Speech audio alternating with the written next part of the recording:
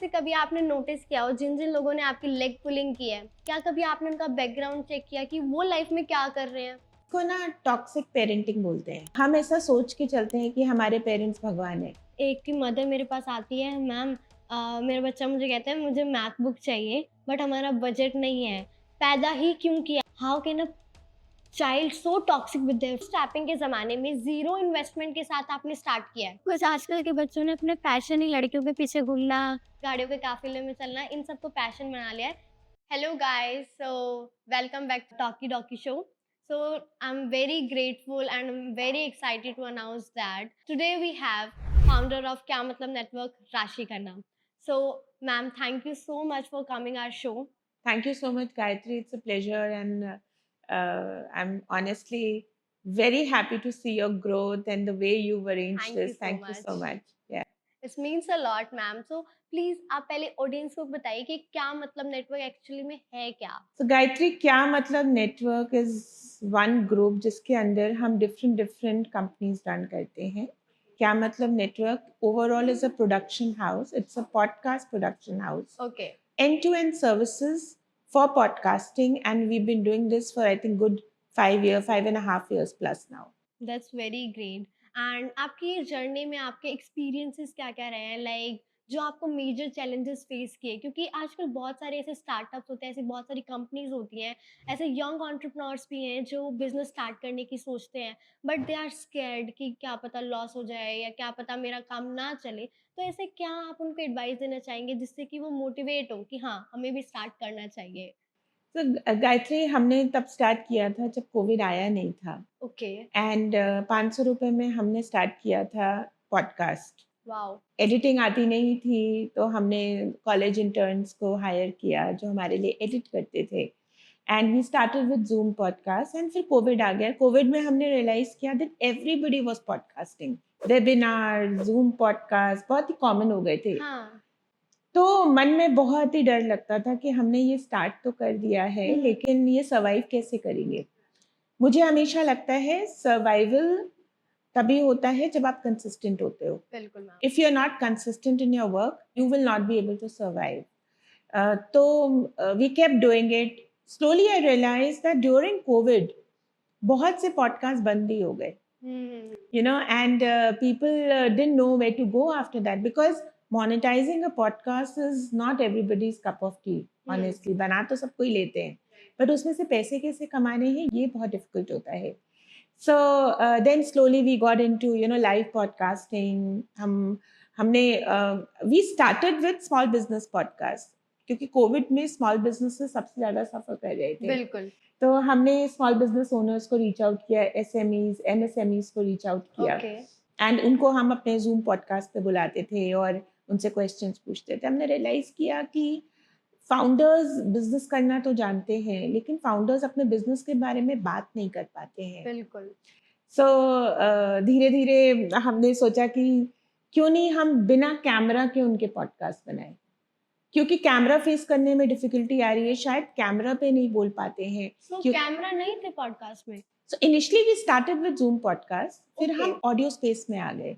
हमने audio podcast बनाने, because audio में तो आप देख के भी बोल सकते हैं ना, बिकॉज़ कैमरा तो होता ही नहीं है उसमें। It's more about your sound hmm, hmm, hmm. And how you talk. And फिर हमने देखा कि बहुत से लोग ऑडियो पॉडकास्ट भी नहीं, ऑडियो पे भी नहीं बात कर पाते। They can't express, they write. They don't have that expression to explain. So we got into a magazine. So क्या मतलब network is a e-magazine. It is video podcasting, audio podcasting, digital marketing. So it's a club of all these different companies under hmm, different brands. इसमें हम ये करना, और अभी हमने अपना दुबई में पॉडकास्ट लॉन्च किया है, okay. UPod UAE, which is we've already recorded the first season over there. That's very great.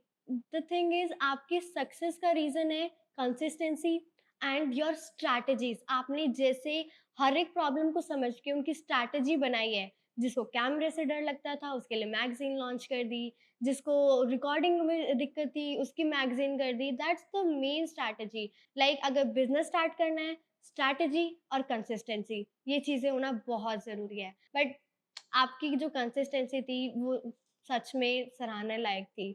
ऐसी गायत्री, कंसिस्टेंट होना, या जिसको आप कंसिस्टेंसी बोलते हो, हुँ। वो होता क्या है? you have to learn how to be consistent. Right आपने बचपन से देखा होगा, देयर आर मेनी किड्स एक काम पकड़ते हैं, छोड़ देते हैं, बिल्कुल, होमवर्क बिल्कुल। कंप्लीट नहीं करते थे, दूसरे होमवर्क पे चले जाते थे. हाँ, so you have to learn the skill from your childhood. Even आज के टाइम पे ऐसे बहुत सारे लोग भी हैं जो जिसने आज रेस्टोरेंट खोला है, वो कल क्लोथिंग ब्रांड खोल देता है। तो switching the business is not the right choice. नहीं, स्विचिंग तभी होगा जब उसको कंसिस्टेंटली चलाना नहीं आएगा. हाँ, कंसिस्टेंसी में सबसे पहली और इम्पोर्टेंट चीज जो इग्नोर करनी चाहिए वो है जल्दी का पैसा. लोग क्यों हिम्मत हार जाते हैं? क्योंकि उनको लगता है इसमें रिटर्न नहीं आ रहा. जल्दी पैसा नहीं मिल रहा, इसीलिए उनकी हिम्मत टूट जाती है, टूट क्योंकि जाती है. एक्सपेक्टेशंस मारती है बंदे को। एक्सपेक्टेशन इतनी क्यों रखते हो? एक्सपेक्टेशन नहीं रखनी, अपने काम पर भरोसा रखो, काम करते जाओ, एक्सपेक्टेशन मत बढ़ाओ। वो काम ही अपने आप तुम्हारा जो सक्सेस देगा ना, वो लोगों की एक्सपेक्टेशन बढ़ाएगा कि ये तो इससे ज्यादा कर सकता है। That's very great. Okay, so one question I wanted to ask you, like bootstrapping के ज़माने में zero investment के साथ आपने start किया है, like what inspired to start you with zero investment? देखो, बिजनेस हमेशा वो अच्छा होता है जो जिसमें खुद के पैसे नहीं लगे होते हैं. ओके, मेरे हिसाब से बिजनेस हमेशा दूसरे के पैसे पे चलाना चाहिए ताकि आप पे प्रेशर रहे कि you have to return that money back. Okay, क्योंकि जब हमने स्टार्ट किया था तब तो सारे बिजनेसेस वैसे ही बंद हो रहे थे बिकॉज कोविड आ गया था. ठीक है. सो मुझे ऐसा लगता है कि most of the founders do this mistake. उनको सेटअप चाहिए, उनको खर्चा सेटअप बनाने में चाहिए. बड़ा ऑफिस चाहिए, बड़ा सा कैबिन चाहिए, एक्सपीरियंस होना उनको हो, बहुत अच्छा स्टाफ ambience चाहिए, चाहिए। एम्बियंस चाहिए, स्टाफ चाहिए. उनको लगता है कि इससे शायद बिजनेस चल जाएगा. ऐसा होता नहीं है कभी भी. बिल्कुल, एक बिल्कुल। फाउंडर को खुद बिजनेस चलाना आना चाहिए. Exactly. Because if you are too dependent on your staff all the time and you don't know how to run it, you will not be able to run it and you will not be able to make money. और अगर आप पैसे नहीं बनाओगे तो आप पैसे वापस भी नहीं कर पाओगे. Exactly. That's the one thing कि किसी ने कहा था कि कामयाबी के पीछे मत भागो, काबिल होने के पीछे भागो, है ना?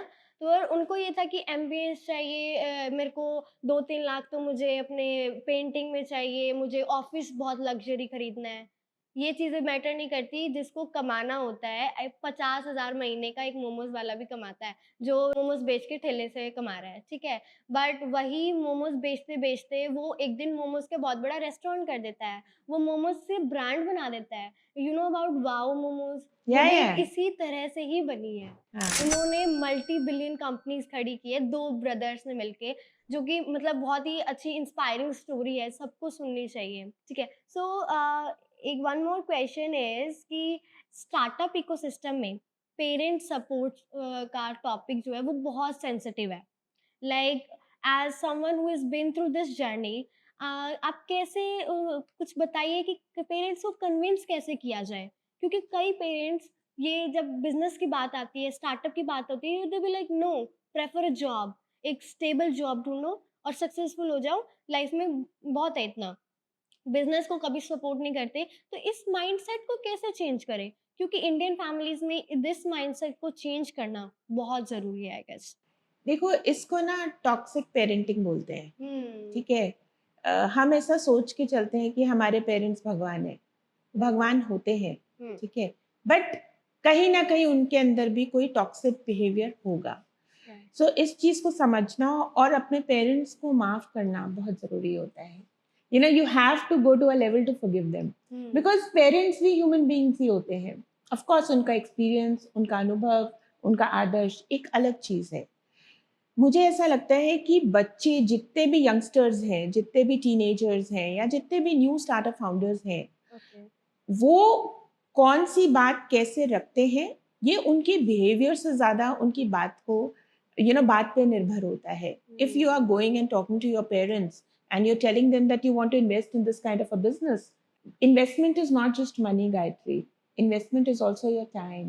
Investment is also your energy, your health, your relationships. ये सारी चीज़ें इन्वेस्टमेंट होती है जो आप एक स्टार्टअप को देते हो. एग्ज़ैक्टली। अगर आप स्कूल में एक अच्छे स्टूडेंट नहीं थे तो ये कहीं पे भी नहीं लिखा है कि एक आप अच्छे फाउंडर नहीं बन सकते. बिल्कुल, बिल्कुल। लेकिन एक अच्छे स्टूडेंट आप नहीं रहे हो स्कूल में, बट आप बाकी चीज़ों तो होगे ना, आप कहीं तो अच्छे होगे, क्रिएटिविटी कहीं पे आप खेल में अच्छे होगे, कहीं पे आप बिहेवियर में अच्छे होगे, आपका हेल्पफुल नेचर होगा, टीचर्स वाव करती होंगी पढ़ाई में अच्छा नहीं है पर इंसान बहुत अच्छा है ना? सो आप अपने पेरेंट्स को तब कन्विंस कर पाओगे जब आपका बिहेवियर आपकी बात से ज़्यादा छलकेगा।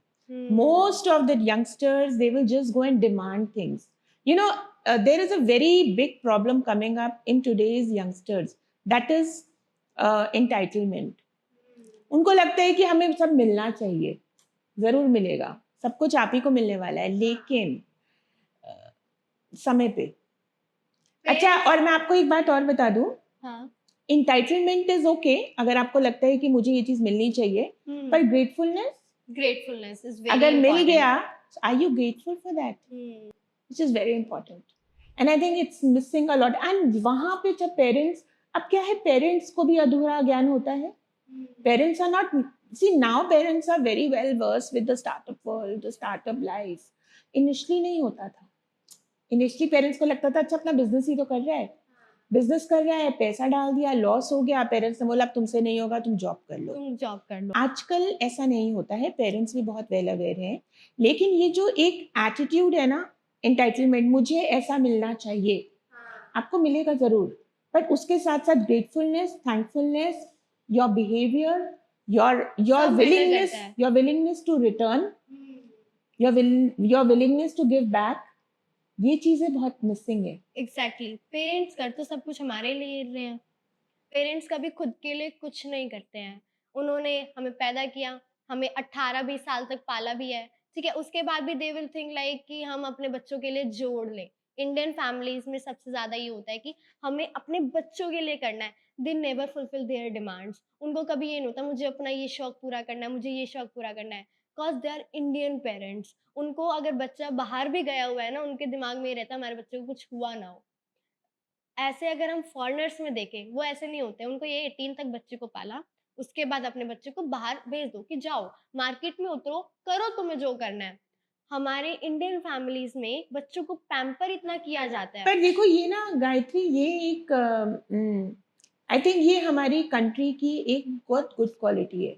हाँ जो एक फैमिली बाइंडिंग, जो एक फैमिली बॉन्डिंग है, जो हमारी एक संस्कार है, हमारे धर्म के जो एक संस्कार है, I think this is a good point, and I think ये भी एक सक्सेस का और सक्सेस ये का सिर्फ मंत्र इंडिया होता में है। ही है, ये सिर्फ नहीं, इंडिया में बहुत है। से ऐसे कल्चर्स हैं, if you go towards Saudi countries, वहाँ पे भी ऐसा कल्चर है। If you go towards Asian countries नीचे, वहाँ पे भी ऐसा कल्चर है।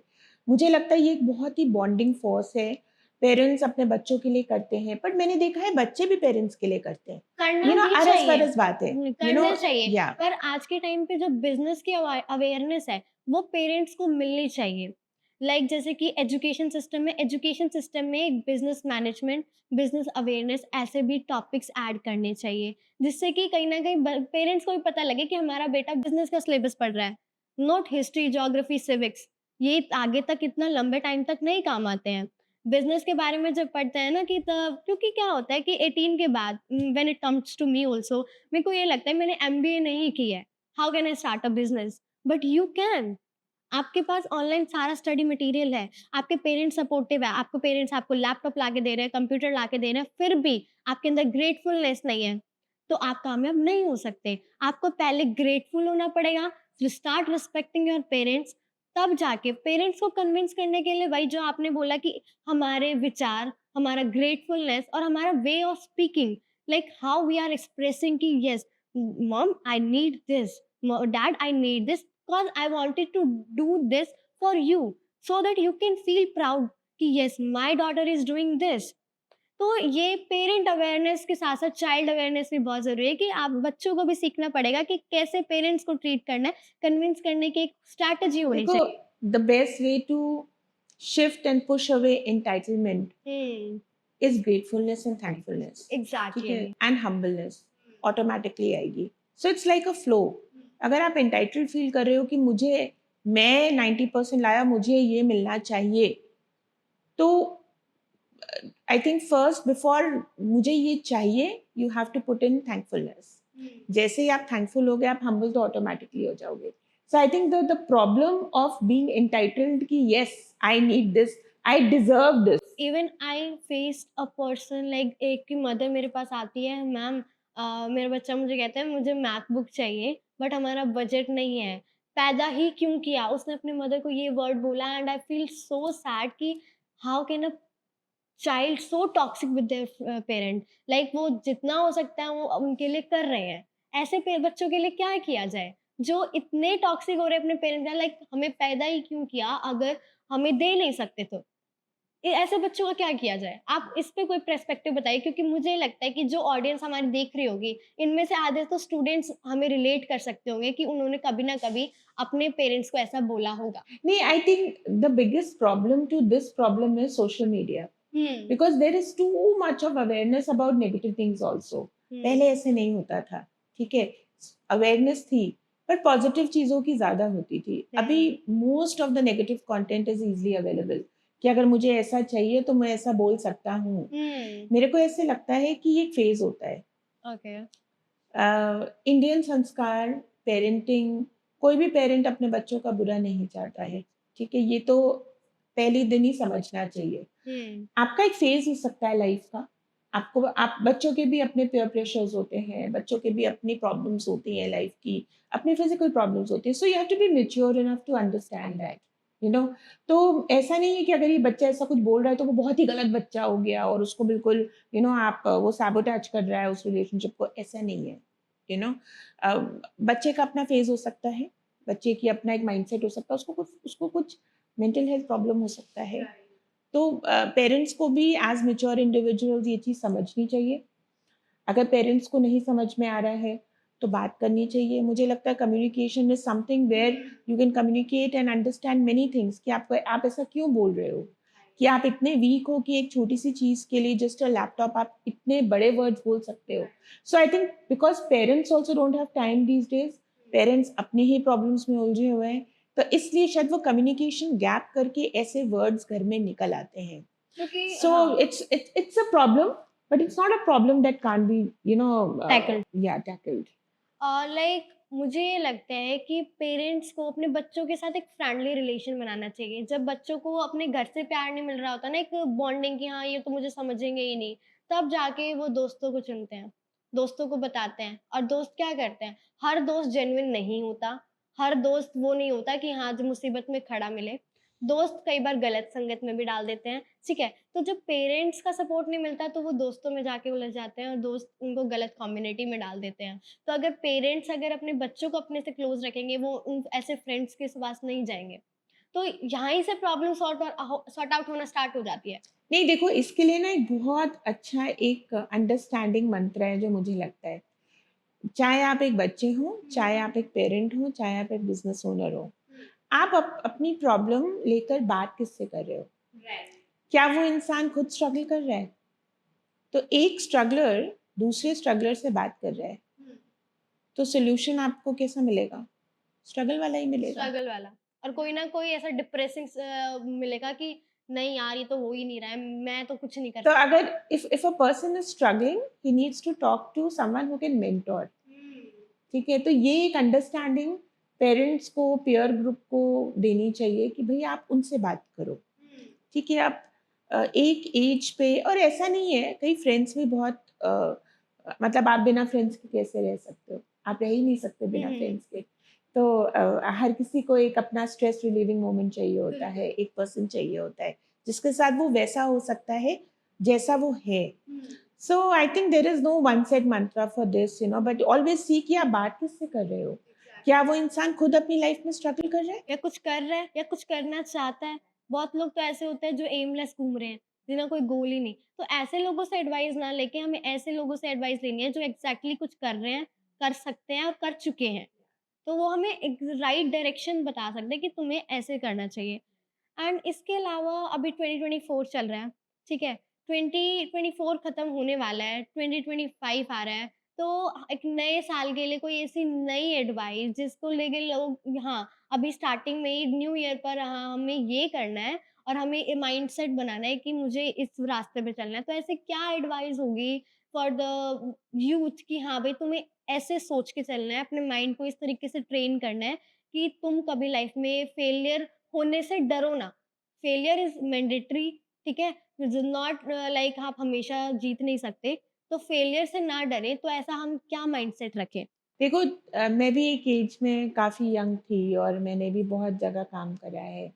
There are 2 things which I have always followed in my life और मैं हर यंगस्टर को ये बात बोलना चाहती हूँ। पहली चीज़, नेवर स्टॉप। आप करते रहो। Consistency, again, I totally believe in this mantra. Second is, there is a story for the second thing. I would like to share that story with you. Exactly. एक इंसान था, वो एक स्पिरिचुअल गुरु के पास जाता था। हुँ, हुँ। तो उसको स्पिरिचुअल गुरु ने बोला कि तू, तेरे को जो भी आवाज़ आए ना बाहर से, वो कभी सुनना मत।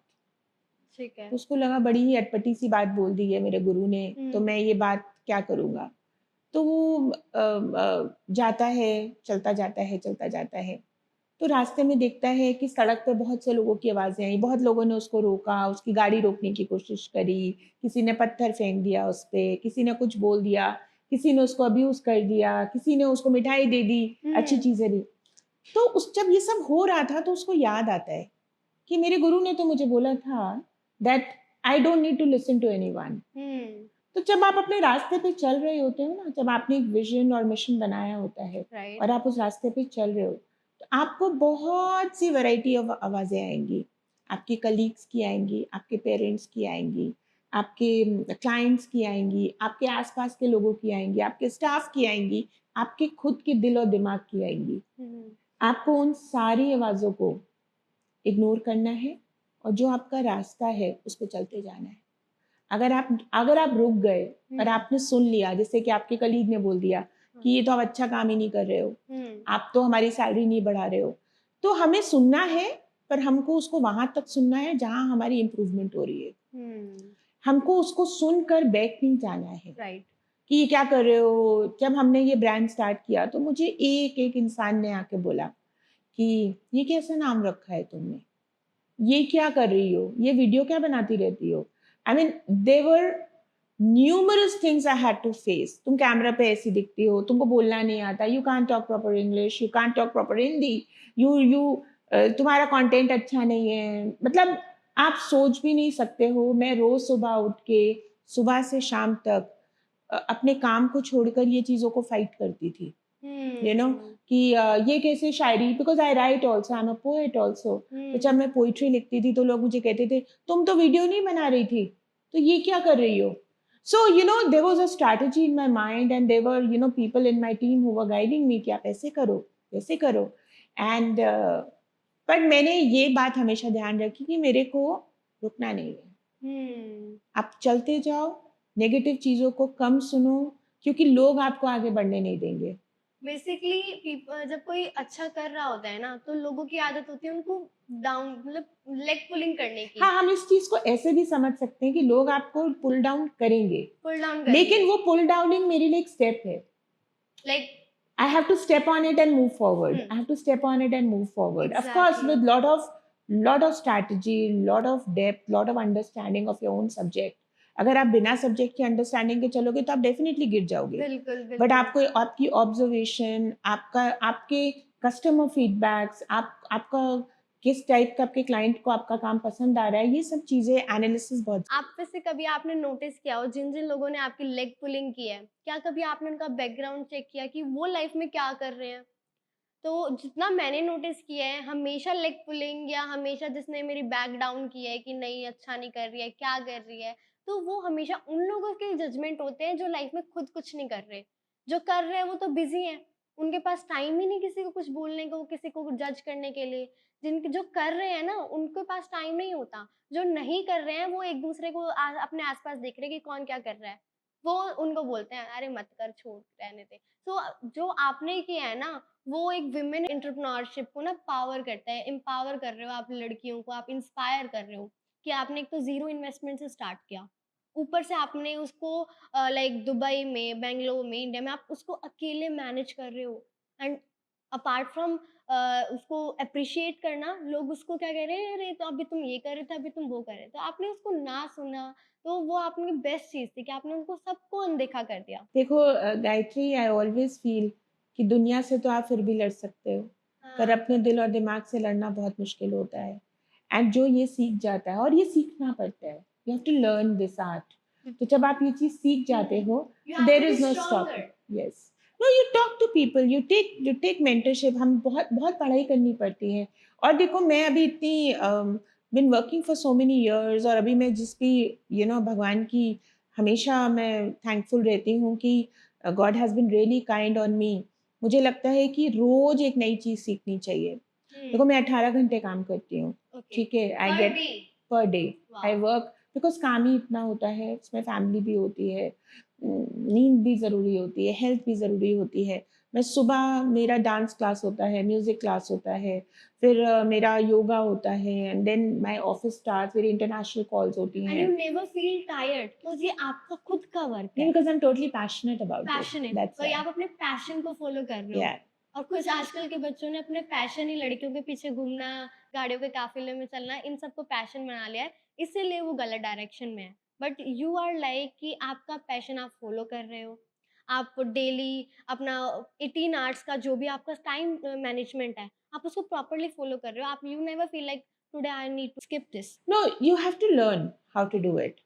See, you have a person without a timetable hmm wastes his time. So hmm you have to make your timetable. ऐसा नहीं है राइट कि मैं ब्रेक्स नहीं लेती हूँ, ओके ऐसा नहीं है कि मैं बीमार नहीं पड़ती हूँ, ऐसा नहीं है कि मेरे को भी कभी काम करने का दिल नहीं करता है। I also want too lazy around. ऐसा नहीं है कि हाँ मैं भी इंजॉय नहीं करना चाहती हूँ। I also like to go shopping many times. I also like to go, there are family weddings, it's a huge family, my sasural is very big, right my Maika is very big. So I have to also be there. My parents are old, my you in-laws are enjoy old. Everything So, you have to manage your time. Right आप देखोगे, जब आप अपने time को, अपने 15 दिन के time table को बना के चलते हो, आज मुझे यहाँ जाना, आज मुझे यहाँ जाना, आज मुझे ये करना है, आपका पूरा टाइम यूज होगा। आप टाइम वेस्ट नहीं करोगे, क्योंकि most of the people are wasting the time thinking. So I think that's the mantra, make your timetable. That's great. So ma'am, हमने 2024 में वर्क प्लेस हैरेसमेंट को लेकर हमने ग्लोबल मूवमेंट्स देखे, जैसे कि अभी रिसेंटली काफी केसेस हुए हैं, जैसे कि आपने देखा होगा डॉक्टर वाला केस हुआ है, उससे पहले निर्भया एंड ऑल। तो वर्क प्लेस को लेके काफी लड़कियां इनसिक्योर हो गई हैं। आप इसको कैसे कहोगे कि हाँ, आपको कैसे सिक्योर रह सकते हैं, कैसे सेफ फील करें अपने वर्क प्लेस पे? देखो, मुझे लगता है मैंने ये प्रॉब्लम को बहुत closely, I try to study it, hmm and it's not about just girls, it's about boys also, hmm it's about women also, it's about old women also, it's about middle aged women also, and men also. मुझे लगता है जिस भी जगह पे loose talk होगी ना, हम्म फालतू बात होगी, hmm you understand, loose talk it is not required. Unnecessary thing. वहां पे नहीं, बातें जो शायद हिंदी में बोलेंगे अश्लील बातें होंगी, या लड़की भी अगर मुस्कुरा देगी या लड़का भी मुस्कुरा देगा, जिस भी जगह पे, चाहे वो वर्क प्लेस हो, चाहे वो घर हो, जिस भी जगह पे लूज टॉक होगी हम्म और उसको सपोर्ट किया जाएगा, चाहे वो लड़का हो चाहे वो लड़की, राइट। उसको वो चीज़ फेस करनी पड़ेगी। एक तरीके से चाहे लड़का हो या लड़की हो, कभी भी अपने वर्क प्लेस पर फालतू की बातें नहीं चाहे करनी। घर भी हो, हम्म आपके घर में और भी रिलेटिव्स होते हैं, बिल्कुल बिल्कुल। है ना? सिर्फ पेरेंट्स तो नहीं होते हैं, ब्रदर्स होते हैं, भाभीज होती और हैं, बहुत सारे चाचाज होते हैं, like there are many joint joint family. Families में मामा होते हैं, मामीज होती हैं। तो जहाँ पे भी आप लूज टॉक करोगे, अपने लेवल से फालतू बात करोगे, विल स्टार्ट हंसी मजाक एक अलग चीज है, बट हंसी मजाक में भी एक बहुत फाइन लाइन है। अगर आप लूज टॉक करोगे, आपको ये फेस करना पड़ेगा। There is a very fine line yes in frankness and vulgarity. Yes ठीक है, अगर आप उस वल्गैरिटी की लाइन को क्रॉस कर रहे हो, अगर मान लो someone is passing you a comment which is not like not comfortable and you are still कि हाँ ओके कोई बात नहीं, आपने हंस के टाल दिया, तो यू आर रॉन्ग देयर। नहीं, लूज टॉक का मतलब सिर्फ टॉक नहीं है, लूज टॉक का मतलब आपका ओवरऑल बिहेवियर है। अभी देखो, कल मैं यहाँ पे गुड़गांव में एक यूनिवर्सिटी है, वहाँ गई थी किसी काम से, एंड मैं बाहर खड़ी हुई थी, तो मैंने देखा कि the college had just got over and I was standing out, and I realized कि एक स्कूटी पे एक लड़का था जो चला रहा था, हाँ, एक लड़की बैठी थी, और उसके पीछे एक और लड़की बैठी हुई थी। हम्म, 3 लोग बैठे हुए थे, तीनों ने हेलमेट नहीं पहने हुए थे एंड वो कॉलेज से बाहर निकले और लड़के ने ब्रेक मारी और दोनों लड़कियां एक दूसरे के ऊपर गिर गई। हम्म, अब बताओ कि 3 लोगों में, हम्म, ठीक है, बीच वाली लड़की का तो पूरा बैड ही हो गया बिहेवियर, हम्म, ठीक है, चाहे वो आपका भले दोस्त हो, चले आप चाहे वो आपका बॉयफ्रेंड हो, बट आप पब्लिक बिहेवियर में तो लूज बिहेवियर कर रहे हो ना, राइट, है ना? लाइक हो बट रहा दे वर लाफिंग, है। दे वर लाफिंग, वही ना, हमें कंफर्टेबल फील हो रहा है, बट राइट, जो हमें आसपास के लोग देख रहे होंगे हाँ, वो आपको जज करेंगे। नहीं जज नहीं, बट ये कंफर्टेबलनेस नहीं है, ये लूज बिहेवियर है। लूज आप 2 जने बैठो ना, अच्छा जब आपको पता है आप 3 लड़कियां हो, आप 3 लड़कियां चला रही हो या आप 3 लड़के हो, हाँ, फिर भी आप ऐसा बिहेवियर करो और 4 लड़कियां आपको देख रही हैं, why are you conducting such kind of a behavior? Right, society में कैसे मूव करना है, इन एटिकेट्स को भी हमें सीखना पड़ता है। So there are various kinds of etiquettes, okay, there is family etiquettes, there are social etiquettes, there are office etiquettes, there are society etiquettes. आप कैसे बिहेव कर रहे हो, आप कैसे चल रहे हो, ये चीज़ें बहुत मैटर करती है और ये सीखनी पड़ती है। या तो आप घर से सीखो, घर से तो कोई सीखना चाहता ही नहीं है, देखो नहीं, अगर पेरेंट्स बोलेंगे तो वो बुरे हो जाएंगे, या आपके बड़े सिबलिंग्स बोलेंगे तो वो बुरे हो जाएंगे, आपके दुश्मन हो जाएंगे। They start hiding things. अगर पेरेंट्स एग्जैक्टली, रोक टोक लगाते हैं या कुछ यस, समझाने की कोशिश करते हैं तो उन्हें वो ताने लगते हैं कि एग्जैक्टली, पेरेंट्स तो टोंट कर रहे हैं, मेरे पेरेंट्स काफी स्ट्रिक्ट हैं, मेरे पेरेंट्स को मुझे ये बात नहीं बतानी है यस, क्योंकि वो मुझे रिस्ट्रिक्ट करेंगे। राइट, तो ये चीजें चेंज करनी चाहिए, मेंटालिटी है, तो पेरेंट्स को थोड़ी फ्रेंडशिप करनी है अपने बच्चों से, और बच्चों को थोड़ा और अंडरस्टैंडेबल होना चाहिए कि हाँ मेरे पेरेंट्स मेरा भला चाहते हैं। नहीं, and you know, anyone, anyone, मुझे लगता है कोई भी इंसान हो, you have to see how you are behaving in public, you have to see how you are behaving on your personal relationships. मैं ये नहीं बोलूंगी कि अगर आप हस्बैंड वाइफ हैं तो आप बाहर जाके पब्लिक में बुरा बिहेवियर करिए, आपको आना चाहिए कि आपको बिहेव कैसे करना है। एग्जैक्टली, आप खुद कंफर्टेबल फील कर सकते हो, बट आप दूसरों को कैसा आदर्श दिखा रहे हो, people are watching you, right, how are you behaving in public. आपको एक घर दिया गया, आप घर के अंदर वैसे बिहेव करिए ना, बाहर मत करिए वैसे बिहेव। सो ये चीजें ना, I think you have to learn, and कोई भी सीख कर नहीं आता है, और अगर कोई आपको सिखाए किस्मत से तो जरूर सीख लेनी चाहिए, मुझे लगता है, क्योंकि कोई सिखाना भी नहीं चाहता है। हाँ, parents have given up, parents बोलते हैं हम एक बार बोलेंगे, 2 बार बोलेंगे, नहीं सुनेंगे, बट अगर आपको बाय गॉड्स ग्रेस कोई ऐसा इंसान मिला है जो आपको ये सिखा रहा है तो सीख लेनी चाहिए, उसको अपने हमेशा पास रखो, उसको मत जाने दो बस। सीखना चाहिए। बिल्कुल, आपकी ये बात बिल्कुल सही है। इसके अलावा जैसे कि अभी हमने वर्क प्लेस की बात की, हाँ, ऐसे ही लड़कियाँ ना अपना करियर डिसाइड करने में काफ़ी कन्फ्यूज़्ड रहती हैं, ठीक है? तो लाइक फैमिलीज़ सोचते हैं कि पहले हम उनकी शादी करा देते हैं, लाइक 20 टू 23 की हो गई हैं, अब हमें शादी करा देनी चाहिए। जबकि आजकल की लड़कियां सोच रही हैं कि हमें इंडिपेंडेंट होना है, हमें कुछ करना है लाइफ में, तो इस चीज के लिए आप पेरेंट्स को एक कोई ऐसा मैसेज दो कि जो ये चीज समझे कि हमारी गर्ल्स को, हमारी बेटियों को पढ़ाई कराना या आगे जॉब कराना बहुत इंपॉर्टेंट है, क्योंकि अगर मैरिड लाइफ उनकी टॉक्सिक रहती है तो दे विल लाइक कि ना अब हम घर जा सकते, ना अब हम यहाँ रह सकते, तो वेयर दे विल गो। नहीं, आई थिंक पेरेंट्स से ज़्यादा मैं फिर बोलूँगी एक बच्चे के ऊपर बहुत निर्भर होता है कि वो कैसा बिहेवियर सेट कर रहा है। अगर आप कॉलेज में हैं या अगर आपने 12th पास करी है और आपका मन ही नहीं है कुछ भी करने का, आपका मन सारे दिन फैशन इंडस्ट्री में ही है, आपको सारे दिन सजने-संवरने का है, तो आप हेल्प लो ना किसी की। आप वहाँ पे भी तो एक करियर बना सकते हो ना, बिल्कुल, है ना? तो पेरेंट्स को क्या लगता है कि ये तो अपना टाइम वेस्ट करते हैं। ये पेरेंट्स का एक माइंडसेट है कि हम क्यों अपना हार्ड अर्न मनी स्पेंड करें? इनकी शादी करा दो, ये जाने, इनके आगे वाले जाने। क्योंकि एक चाइल्ड को या एक ह्यूमन बीइंग को अपने घर में प्रॉपर एनवायरनमेंट नहीं मिला है, तो पेरेंट्स अपनी रिस्पॉन्सिबिलिटी दूसरे को दे देते हैं कि अब ये जाने। हाँ, वो वहाँ पे भी नहीं एडजस्ट कर पाएँगे, क्योंकि वो जब यही नहीं एडजस्ट कर पा रहे तो वहाँ कैसे करेंगे? और जबकि अपने खुद के पेरेंट्स ही नहीं एडजस्ट कर पा एग्ज़ैक्टली। रहे, दूसरे के पेरेंट्स क्यों एडजस्ट करेंगे, और खुद के पेरेंट्स ही नहीं जो स्पेंड कर पाए। मुझे लगता है आज के टाइम में ना every single human being should earn, चाहे आप 10 रुपए कमाएँ, चाहे आप 10 लाख रुपए कमाएँ। आपको अपना समय वेस्ट नहीं करना चाहिए, क्योंकि टाइम्स हैव चेंज्ड, अभी पहले जैसी बातें नहीं है। मैं तो आप देखो गायत्री, आप सोनीपत के हो और आप एक वहाँ पे पीछे विलेज साइड भी है, आप देखो गाँव की लेडीज़ कितना काम करती हैं, खेत में भी काम करेंगी, घर में भी काम करेंगी, घर का सारा काम करेंगी। हाँ, वो अलग बात है कि उनको वो शायद पैसे नहीं मिलते होंगे उतने, बट काम हर इंसान करता है, कर सकता है, सिर्फ उसको मेंटरशिप की ज़रूरत होती है। बिल्कुल और आज एग्जैक्टली ऐसा समय आ गया है, times have really change that every person should be earning. Right. So I think ये एक अंडरस्टैंडिंग है जो हर किसी को। इवन सोनीपत से गुड़गांव शिफ्ट हुए मुझे काफी टाइम हो चुका है। मैं हर दिन, मेरी एक पर्सनली आदत है, अगर मैं किसी से मिलती हूँ, मान लो किसी मैं नॉर्मली जो रेडी लगाई हुई है किसी ने, मैं उसके पास जाती हूँ, लाइक आप कितना अर्न कर लेते हो, आप यहीं से हो या नहीं हो, ये मेरी खुद की आदत है। तो मैं बहुत सारे ऐसे लोगों से मिलती हूँ कि वो जो दिन में जॉब कर रहे हैं, यू ब्लॉक की मैं बात बता रही हूँ, गुड़गांव के यू ब्लॉक को हर कोई जानता है। यू ब्लॉक में ही है, बिहार का लड़का है, और दिन में जॉब करता है डेलॉइट में, एंड रात को वो यहाँ पे डोसे की स्टॉल लगाता है। ठीक है, और डोसे के स्टॉल से वो अपनी जॉब से ज्यादा अर्न कर रहा है।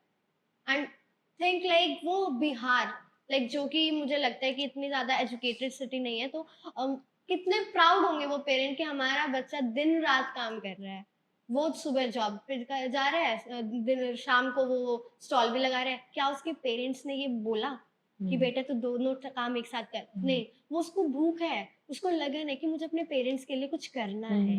वो खुद से कर रहा है, वो सेल्फ डिपेंडेंट खुद से हुआ है। उसने सांभर बनाना भी सीखा, उसने डोसा बनाना भी सीखा। वो उसको घर से बनाना नहीं आया, वो उसने खुद यूट्यूब से सीखा है। तो उस लड़के से मैं खुद इतनी इंस्पायर्ड हूँ। Whenever I go to you block, मैं उससे मिलती हूँ, like how are you doing, कोई बिजनेस में दिक्कत तो नहीं आ रही? तो मैं उस लड़के को इतना लाइक अच्छा बॉन्ड बन चुका है कि जो कुछ कर रहे हैं ना, तो उनको सपोर्ट करने में एक अलग ही मजा है कि यस यू शुड डू। अगर कभी फ्यूचर में ऐसी दिक्कत आती है ना कि हाँ ऑफिस में अनस्टेबिलिटी आ गई, इस काम में अनस्टेबिलिटी आ गई, तब भी मत छोड़ियो, करता रहियो। और अब उसने अपने अंडर में 2 से 3 लड़के हायर भी कर लिए हैं, एंड वो इस साइड में खड़ा होता है, उसके अंडर बच्चे काम करते हैं। वो बहुत अच्छी बात है। तो बच्चे आजकल बहुत कर रहे हैं, बहुत लोग कर रहे हैं जिनको लगता है कि हाँ हमें करना है। जब पेरेंट्स सारी नीड्स पूरी कर देते हैं ना, बच्चे को लगता नहीं है कि मुझे कुछ करना है। जब भूख होती है ना कि मेरे पास ये नहीं है पर मेरे फ्रेंड के पास है, मैं अर्न करूंगा, वो अपने पेरेंट्स से नहीं मांगेगा, वो खुद जाके लग जाएगा। वेदर उसको फ्रीलांसिंग करनी पड़े या कुछ करना पड़े। आज के टाइम पे इतने प्लेटफॉर्म्स हैं, इतने अर्निंग प्लेटफॉर्म्स हैं, जिसको करना है ना वो फ्रीलांसर से भी प्रोजेक्ट उठा उठा के, हजार रुपए के प्रोजेक्ट उठा के कर लेता है। देखो, मैं इसमें ना एक बात ज़रूर बोलना चाहूँगी। People of who are just starting their careers like 20 years plus, 18 years plus, ये जो फाउंडर वर्ड है ना, ये एक बहुत ही आई थिंक कंफ्यूजिंग वर्ड है। आप फाउंडर तो हो, बट क्या आपको खुद काम करना आता है? बिल्कुल ये एक जिसको खुद काम करना आता है और वो फाउंडर भी है, तो आप देखोगे उसकी कंपनी अलग तरीके से ग्रो कर रही है। और आप फाउंडर हो और आपको खुद काम करना नहीं आता। फॉर एग्जाम्पल, हम एक प्रोडक्शन हाउस है, मैं एक फाउंडर हूँ, मैंने लेट स्टार्ट किया ये अपना काम। And women of my age, mid life में they have a number of problems, बच्चों को सेटल करना है। और मतलब मेरा खुद का बेटा 24 years प्लस है, एंड यू मैं फाउंडर हूँ, बट मैं सारा काम खुद जानती हूँ, मैंने सीखा है, मैंने एडिटिंग भी सीखी। No, I can at least teach and guide my team. Yes नहीं तो फिर टीम में वो है ना कि हमारे सीनियर है, खड़ी है, अगर हमें कोई भी दिक्कत आती है, वो आपके पास आएंगे। अगर उनको यही लगेगा कि मैम को तो आता ही नहीं, अब हम किससे पूछें, तो दे विल फील लाइक वो आपसे हेल्प लेने नहीं आएंगे, एंड फिर वो एक अंदर से रिस्पेक्ट भी नहीं आती है। हाँ, तो as a founder and a young founder आपको काम आना चाहिए। आप भले फाउंडर हो, और उसके बाद मैं बताऊं, वो फाउंडर वर्ड मैटर भी नहीं करता, क्योंकि आपको अपना ब्रांड खुद चलाना आता है। तो हर कोई फाउंडर ही है। देखो, एक फ्रीलांसर है, वो फाउंडर ही है। सो मेरी ये एक बहुत इम्पोर्टेंट लेसन है मेरी लाइफ का, क्या फाउंडर जरूर बनो, but you should know how to do your work. You should company run करना एक अलग चीज है, लोगों को रन करना एक अलग चीज है।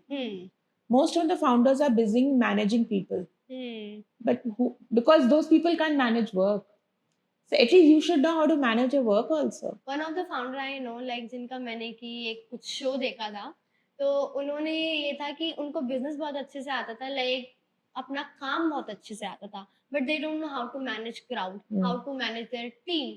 तो वो उसको बहुत इस प्रॉब्लम को बहुत फेस कर रहे थे, तो उन्होंने क्या इसका सॉल्यूशन निकाला, वो गए मंदिर में, तिरुपति बालाजी के मंदिर में वो गए, वहाँ पर बहुत ज़्यादा ह्यूज लाइक क्राउड था। उन्होंने वहाँ पे मैनेजमेंट स्टार्ट की, लाइक बहुत सारे लोग वहाँ पे श्रद्धालु काम कर रहे होते हैं, उनके साथ वो जाके मिक्स हो गए एंड उनके साथ वो लोगों की लाइन लगाना, लोगों के में सामान बाँटना, उसमें वो स्टार्ट कर दिया उन्होंने काम। उसमें वो क्राउड मैनेज को वहाँ से स्टार्ट किया कि मैं यहाँ का क्राउड अगर मैंने मैनेज कर दिया ना, तो मैं अपनी कंपनी का मैनेज कर लूँगा। उन्होंने वहाँ से किया। वहाँ पे तिरुपति बालाजी में वो लाइन बनवाते थे। और जबकि वो फाउंडर है, किसी को पता नहीं, वो नॉर्मल पर्सन की तरह वहाँ खड़े हैं और लाइन बनवा रहे हैं। क्यों? क्योंकि वो अपने बिज़नेस को लेके इतने डेडिकेटेड है। आप देखो आज जितने भी बड़े ब्रांड्स हैं, हुँ, you talk about so many who are doing great work hmm, and who are making a lot of money. How did they start? From Most scratch. from scratch. And today they are at that level because उनको काम करना आता था. हुँ, आजकल ज्यादातर मैंने देखा है फाउंडर बन जाएंगे फटाफट, हम किसी के अंडर काम नहीं कर सकते. सबसे बड़ा एंटाइटलमेंट प्रॉब्लम तो यही राइट। है कि मैं किसी के अंडर काम नहीं कर सकता. भाई कहीं तो करना पड़ेगा आपको.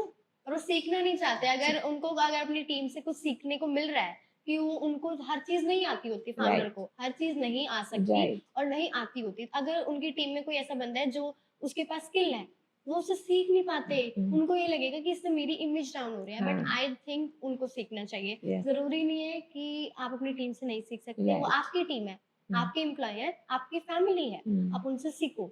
अच्छा, आपके अकॉर्डिंग मैरिज की एक अच्छी एज क्या है? लाइक मैरिज कब करनी चाहिए? किस एज में करनी चाहिए? जब आपका दिल माने तब करो. ऐसे कोई फिक्स नंबर नहीं है फॉर द गर्ल्स और for any person like male, female, कोई ऐसी नंबर नहीं है कि हमें इस एज में शादी कर लेनी चाहिए? देखो मैरिज का जो इंस्टीट्यूशन है ना, हुँ, वो है क्या. If you talk about getting married at hmm, the age of may be 25, hmm, ठीक है. देखो मेरी शादी 24 साल में हुई थी. ओके, ठीक है. There is a there has been a fixed maths, right. अब आप 24 साल में शादी कर रहे हो और आप 34 इयर्स में शादी कर रहे हो. राइट, ठीक है. दोनों में क्या डिफरेंस होगा. 24-25 साल में अगर आपने शादी कर ली, सो हुँ, you will definitely make babies in 2-3 years time. Right, आपकी बॉडी भी यंग है. हुँ, आजकल इतनी प्रॉब्लम्स है because of bad eating lifestyles. ठीक है. एंड तो आपने मैक्सिमम समझ लो 27-28 साल तक आपने यू मेड बेबीज. राइट, तो बच्चों की स्कूलिंग है, आप काम भी साथ कर रहे हो. आपने अगर सबैटिकल भी लिया दो हुँ, तीन साल का, तो भी आप 30-32 साल तक तो आप you can get back to work. बिल्कुल, है ना. बच्चे ने कॉलेज किया, by the time you are 45 your kids are done with education. हुँ, अब वही इंसान जो 35 या 38 या 40 इयर्स में शादी कर रहा है या 32 में कर रहा है, हुँ, 2-3 साल बाद तो बेबीज करेगा. तो अराउंड आप 60 35 साल तक क्या बच्चों को पढ़ाते रहोगे? हुँ, क्या आपकी बॉडी मानेगी? हुँ। नहीं मानेगी. फिर आप अपना काम कब करोगे? लाइक हर चीज़ एक टाइम पर एग्जैक्टली कर लें तो क्योंकि बेटर है। ह्यूमन एज 100 साल है. हुँ, आप समझो. ठीक है. लेकिन जो शरीर की शक्ति है, जो हुँ, आपकी बॉडी की एनर्जी शक्ति है, वो कितनी है? वो तो हुँ। 45 के बाद वैसे ही थोड़ी 45 सी के कम. बाद एवरीवन फील्स डाउन। नहीं, because of the lifestyle, because hmm, of जैसे अब हमारे यहाँ दिल्ली गुड़गांव में पोल्यूशन ही इतना है. बहुत ज़्यादा है। So you are tired because of that also. हुँ, आप प्रॉपर ऑक्सीजन नहीं ले रहे, आपका ब्रेन उतना हेल्दी काम नहीं कर रहा, आपकी बॉडी में हार्मोनल चेंजेस हैं. आप हुँ, एज अ लेडी आप एक मेनोपॉज के थ्रू भी जा रहे हो. आप हुँ, फाइट सब कुछ कर सकते हो. हुँ, आप एक्सरसाइज भी करोगे, सब करोगे, फिर भी आपकी एनर्जी डाउन है. अभी मैं देखो 18 घंटे काम करती हूँ, बट जब मैं सोती हूँ तो मुझे नहीं पता मैं कहाँ हूँ, बिकॉज हुँ, मैं थक चुकी होती हूँ. ठीक हुँ, है. फिर जब मैं बहुत ज़्यादा काम कर लेती हूँ तो मुझे 2 दिन काम नहीं भी करना होता है, because I hmm, just need to sleep. तो मैं उसको स्ट्रेच कर रही हूँ, मुझे पता है, क्योंकि मेरा काम ऐसा है. इट्स नॉट कि मैं क्रिएट कर रही हूँ, it's coming from the nature. जब वो नहीं आएगा तो शायद मैं आराम भी कर रही होंगी. तो मैं आपको ये बताने की कोशिश कर रही हूँ कि शादी को 2 तरीके से लेना चाहिए. हुँ, पहली चीज़ तो शादी में एक ही चीज़ होती है, वो है एडजस्टमेंट. अगर आप एडजस्ट नहीं कर सकते हो तो आप शादी मत करो, हुँ, क्योंकि अगर आप एडजस्ट नहीं करोगे आपकी शादी रुकेगी नहीं. हुँ, एक जने के एडजस्टमेंट से कुछ नहीं होगा. दोनों जने को एडजस्ट करना पड़ता है हर चीज़ में. हुँ, जब आप रात को सोते हो ना हाँ, गायत्री, आपको continuously for so many years having a second person on your bed, sleeping, his way of sleeping is totally different, your way hmm, of sleeping is totally different. You might not snore, but the other person might snore, Hmm. or the other person might not snore, and you would might be snore. snoring. So you have to continuously adjust in a, और जो इसको खुशी खुशी कर लेता है उसकी शादी टिक जाती है. मैरिज लाइफ सक्सेसफुल होती है. And then you have a healthy family, of course, and you, it's not difficult, it's very easy. You have to change your mindset. First of all अपने माइंड को एडजस्ट करो कि Yes. हाँ अब मुझे feel हो रहा है कि मुझे शादी कर लेनी Right. चाहिए. एंड सेकंड इज आप क्यों करना चाहते हो. You have to have a family. अकेले तो देखो रहना बहुत मुश्किल है, ठीक है. एंड मैं थोड़ी ओल्ड स्कूल हूँ इस मामले में. मुझे लगता है कि परिवार होना चाहिए, एंड उससे आपकी health problems, mental health problems कम रहते हैं, ठीक है. ओल्ड एज में आपको सपोर्ट रहता है. राइट. आप क्या करोगे विदाउट फैमिली देयर इज करोगे क्या आप. आपके पेरेंट्स चले जाएंगे, ब्रदर्स सिस्टर्स ओल्ड एज में वो भी ओल्ड ही होंगे, आप करोगे क्या. You need your kids. कितने जानवर पाल लोगे आप. एग्जैक्टली. सो क्यों करना है. और फिर एक सिंपल मैथ से शादी करनी है तो टाइमली कर लो. मैं नहीं कह रही कि आप 20 साल में शादी कर लो, बट आप टाइमली कर लो शादी. When you feel like मुझे एक अच्छा लड़का मिल गया है, मुझे एक अच्छी लड़की मिल गई है, नाउ कि मैं पूरी लाइफ इस पर्सन के साथ गुजार सकती हूँ, then you are good to go with that. Before that रहने दो. देखो एडजस्टमेंट करना का अपना माइंडसेट बनाना चाहिए. क्यों करनी है, you should be clear, and how you have to go with a strategy. हर चीज एक विजन के साथ मूव करनी चाहिए, तभी आप उस चीज में सक्सेसफुल होते हो. राइट. एंड देखो हमारे धर्म में ना, हमारी कंट्री में women have to adjust. Right. आप कुछ भी कर लो, whether your husband is earning or your husband is not earning, whether your husband is available for you or not available, you have to adjust because the system is like that. अभी जो आपने बात बोली adjustment की, तो इसको लेके एक मेरा लाइक पॉइंट है जो कि मुझे पर्सनली फील होता है कि लोग कहते हैं like when it comes to our दादा दादी और मदर फादर कि पहले की मैरिजेस थी वो ज्यादा लंबे टाइम तक टिकती थी, उनमें डाइवोर्स नहीं होते थे. बट आज के टाइम पे डाइवोर्स हो रहे हैं. तो कहीं ना कहीं I personally feel the reason is कि पहले की लेडीज एडजस्ट करती थी, आज की लेडीज इंडिपेंडेंट है, सेल्फ डिपेंडेंट है, उनको अपनी आवाज उठानी आती है, they know how to raise their voice. तो जब से लेडीज ने अपनी वॉइस रेज करना स्टार्ट किया है, तब से मेल्स को थोड़ी दिक्कत हो गई है, तब से डाइवोर्स रेट बढ़ गया है. तो इसके लिए फीमेल्स को ही क्यों ब्लेम किया जा रहा है. नहीं, ब्लेम नहीं है. देखो हमारा जो सनातन धर्म है या हमारा जो एक कल्चर है कंट्री का, ठीक है, सालों से वो ही चल रहा है. राइट. अगर आप किसी भगवान की life you know you go get into mythological stories, adjust किसने किया है. सीता ने किया, सीता ने, राधा ने किया, सबने. सो हमारा कल्चर ऐसे है. पर मैं आपको एक बात जरूर बोलना चाहूंगी, it is not happening because of males or women. It is more about you know the lifestyle, the changes, education system थोड़ा सा बदल गया है, अवेयरनेस बहुत ज़्यादा आ गई है. और मैं आपको एक बात बोलूँ, जब समझ में आ जाता है ना कि एक रिश्ते में, हर रिश्ते में, चाहे वो हमारे पेरेंट्स हों चाहे वो हमारे आगे वाले हों, एक जने को ज़्यादा एडजस्ट करना पड़ता है. राइट. और ये अपने माइंड में बना लेना चाहिए. डाइवोर्स का एक रीजन ये भी है क्योंकि हम ये सोचते हैं कि ये रिश्ता टूट सकता है.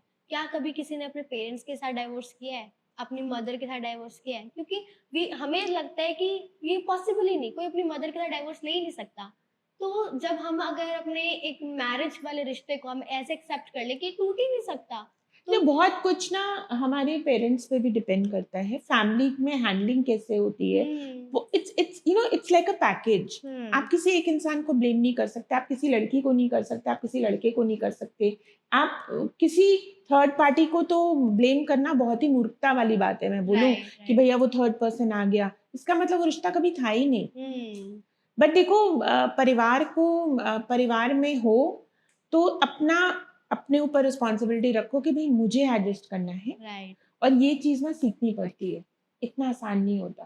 बिल्कुल. देखो डाइवोर्स तो किसी भी एज में हो सकता है, किसी भी इंसान का हो सकता अभी है. एक लेटेस्ट में काफी अच्छी एक वीडियो वायरल हुई थी जिसमें कि एक लड़की डांस कर रही थी एंड पीछे लगा हुआ था लाइक वो अपना डिवोर्स सेलिब्रेट कर रही थी, जिसपे कि बहुत सारे लोगों ने कमेंट किया था कि like you are doing a very wrong thing, it's a very emotional phase and you are making fun of it. तो आपको क्या लगता है कि डाइवोर्स सेलिब्रेट करना चाहिए और नहीं करना चाहिए? नहीं, पहली बात तो ये देखो कि डाइवोर्स हो क्यों रहा है। वो बंदा सेलिब्रेट कर रहा है, वो उसका पर्सनल चीज है। पर्सनल अगर चॉइस वो है। पर्सनल से उसको पब्लिक कर देगा तो कोई कुछ भी बोले, हम्म फिर तो बुरा नहीं लगना चाहिए ना। नहीं, राइट। तुमने लड़ाई कमरे के अंदर करी, वो कमरे की बात तुम बाहर ले आए, तुमने उसको पब्लिक तो छोड़ो सोशल मीडिया पे डाल दिया, तो फिर तो तुम्हें बुरा नहीं लगना चाहिए, है ना। लाइक लोगों को अब बोलने दो, अगर डाइवोर्स सामने वाले की गलती की वजह से हुआ तुम है कभी तो किसी की मौत सेलिब्रेट करते हो? बिल्कुल भी नहीं। तो फिर रिश्ते को कैसे सेलिब्रेट कर रहे हो अगर फिर रिश्ते की डाइवोर्स मौत को हो भी गई? सेलिब्रेट नहीं करना। नहीं, इसमें सेलिब्रेशन की बात क्या है? आई मीन,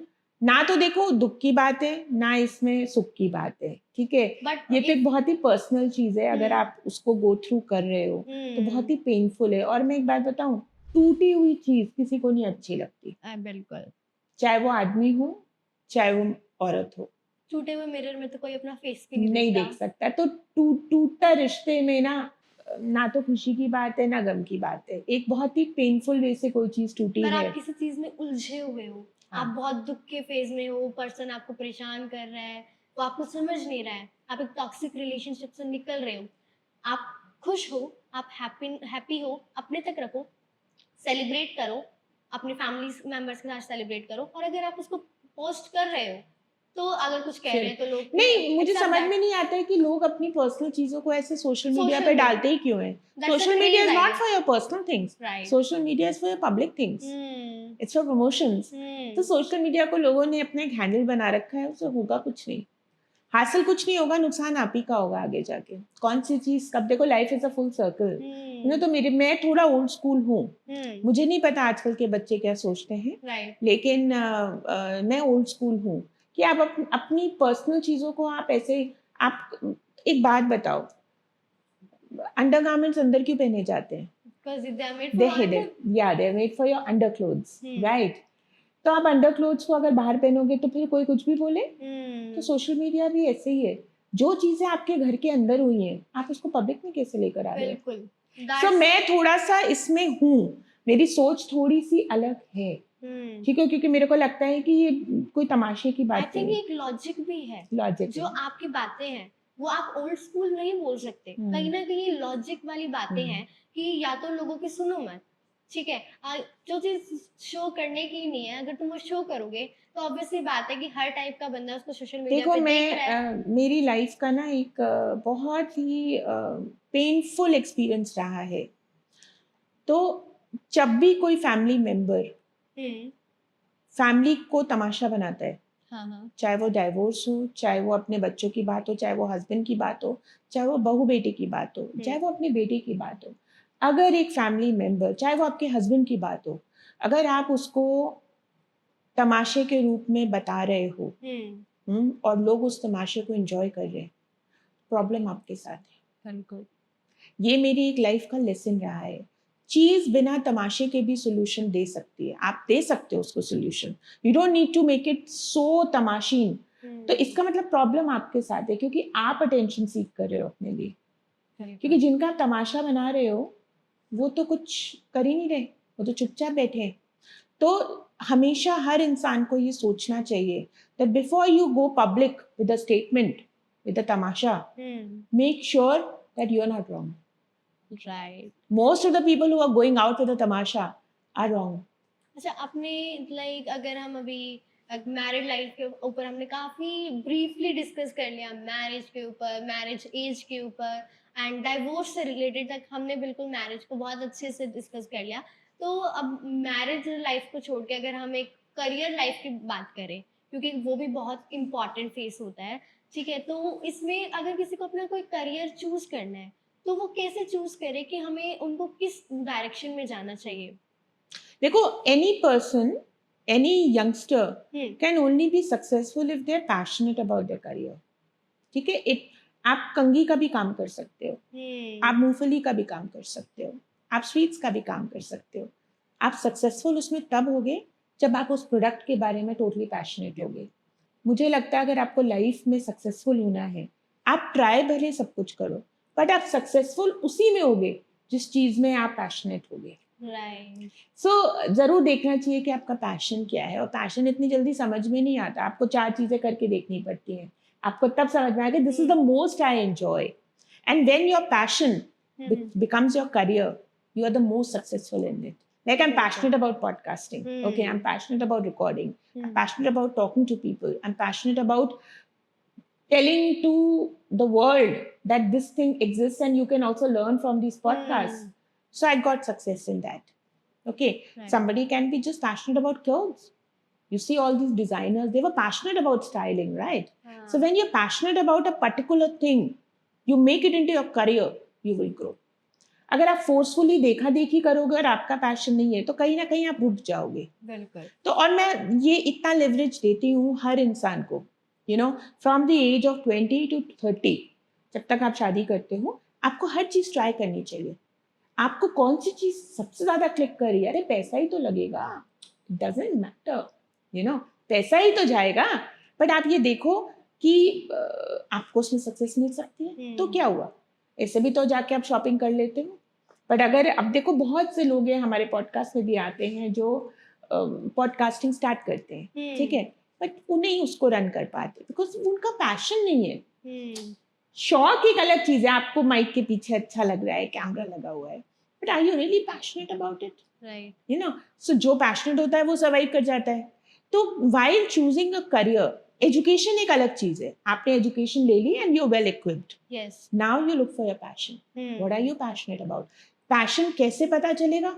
आपको बार बार उसके बारे में सोच के खुशी मिलेगी. आपको बार बार वो चीज करने का मन करेगा. आपको उसी पैशन का जो चीज होगी ना, जो भी आपका प्रोडक्ट होगा, कॉन्सेप्ट होगा, आइडिया होगा, उसी आइडिया में आपको वेरियस चीजें समझ में खुद आएंगी. उसको पैशन बोलते हैं. लाइक आप बिल्कुल सही कह रहे हो, क्योंकि देखो पैशन को फॉलो करना सबके बस की बात है भी नहीं. और बहुत सारे बच्चे तो ना पैशन होता क्या है समझ ही नहीं पाते.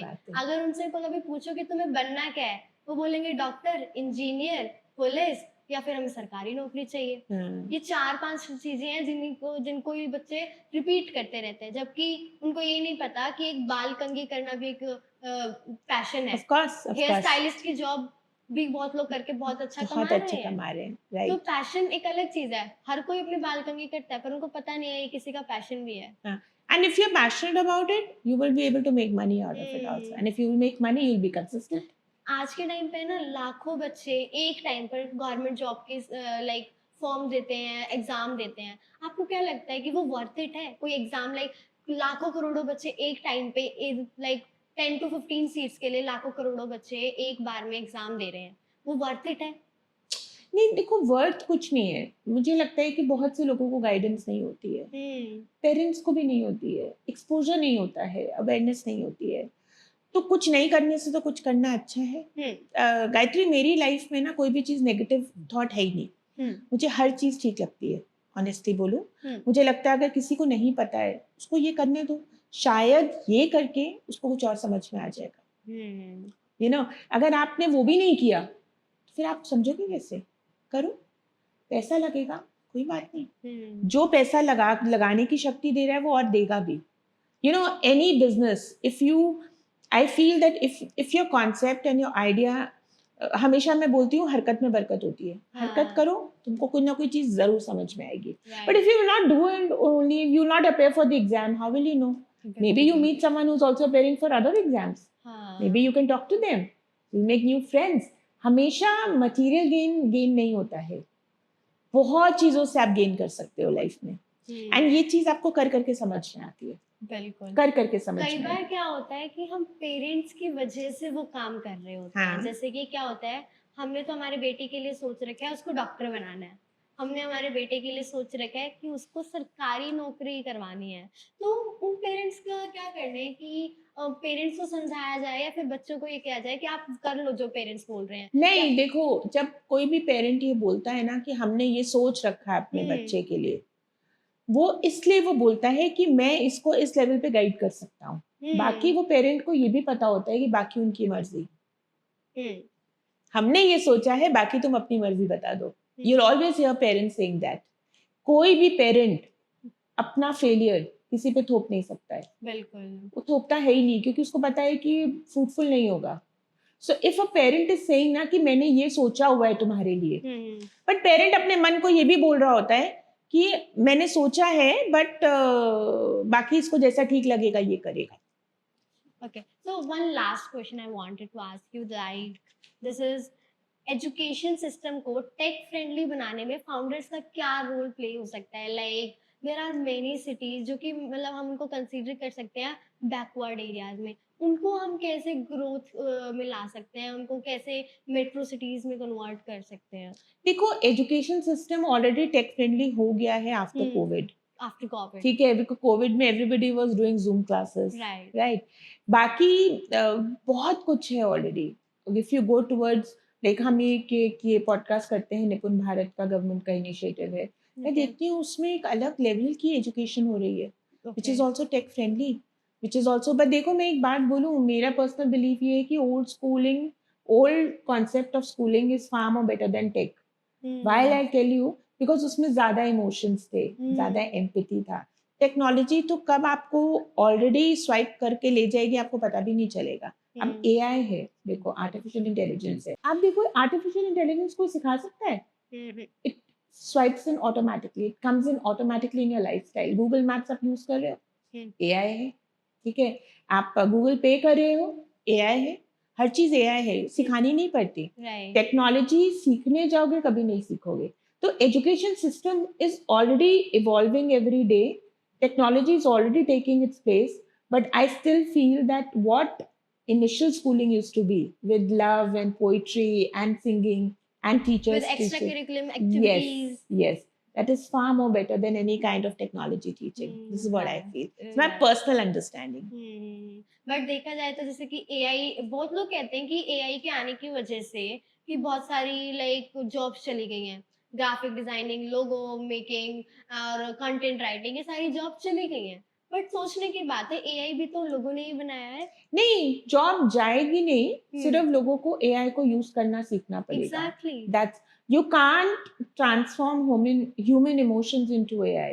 Emotions को कैसे डील करोगे? IQ नहीं है, IQ AI can't like AI कभी भी IQ लेवल पे नहीं आ सकती. IQ लेवल सिर्फ ह्यूमन बीइंग्स में है. That's why human beings ने AI को बनाया है. Exactly. So we are not dependent on AI. AI is dependent on us. We can convert it in any phase, any direction. Yes. Yes. So that's it. Is there anything else like? No, I enjoyed the podcast with you. I normally invite people on my guests, but today I was the guest. I'm really happy, and you were a great host, Gayatri. Thank you so much, and all the very best to you. And that means a lot that you are appreciating my, like, this is my first podcast, and a big podcaster is no. I'm very small. A big podcaster is appreciating me is big thing for me. No, it's your own hard work, and I wish you all the luck. Thank you so much.